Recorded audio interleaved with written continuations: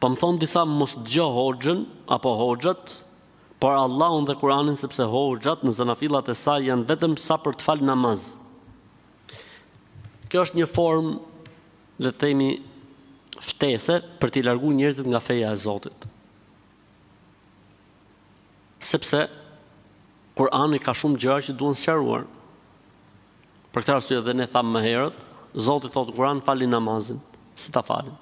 Zoti thotë në Kur'an thirrni ezanin, si ta thrasim ezanin. Zoti thotë në Kur'an jepni zakatin, si ta japim zakatin. Zoti thotë në Kur'an bëni tawafin, si ta bëjmë tawafin. Zoti thotë në Kur'an dhe thotë Kur'an dhe thotë sa ajete ka nevojë për sqarim. Ky njeri që thotë s'ka nevojë me pyet hoxhën, po lexo Kur'anin, është indirekt mohues i Kur'anit. Pse? Allahu thotë në Kur'an: "Fas'alu ahla dhikri in kuntum la ta'lamun." Pyetni dietarët nëse nuk dini. Kështu që këta seri xhahilash janë të çuditshëm. Këto gjoja du të thonë, hoxhallarët janë njerëz dhe manipulatorë. Kështu që kapu me Kur'anin, se Kur'ani është në rregull, pa ecë me Kur'an. Po mirë, unë do eci vetëm me Kur'an, shumë mirë. Zoti thotë në Kur'an, kur nuk dini pyesni dietarët.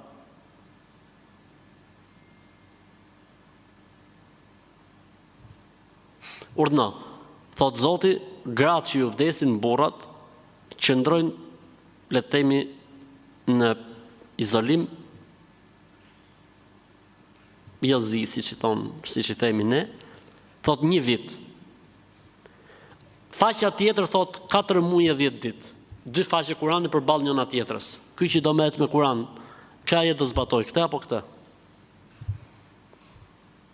Një ajet kuranor thot alkooli është i dëmshëm, po kanë të mira. Tjetri thot s'duhet me pi fare.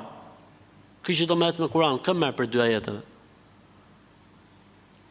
Larg këtyre njerëzve të cilët i ftojnë njerëzit për të mohuar Kur'anin.